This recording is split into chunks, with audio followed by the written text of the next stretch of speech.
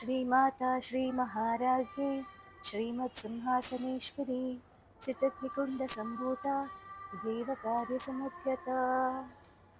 இந்த காஞ்சிபுரம் கார்த்தால 4:30 மணிக்கு இவ்வளோ அழகான ஒரு எனர்ஜியோட இருக்கு. இங்கே இருந்து நம்ம லக்ஷ்மி பத்தின ஒரு சின்ன கதை இன்னைக்கு கேட்க போறோம். சௌந்தர்ய லக்ஷ்மி ஒரு சின்ன கர்வத்துல நான் தங்க நிறத்துல இருக்கேன், நீங்க கருவண்ண நிறம்னு பெருமாளை பார்த்து சொல்லும் போது ஒரு சாபத்துக்கு ஆளாகிறாங்க. அந்த சாப விமோசனம் கிடைச்ச இடம் கஞ்சி காமகோட்டி.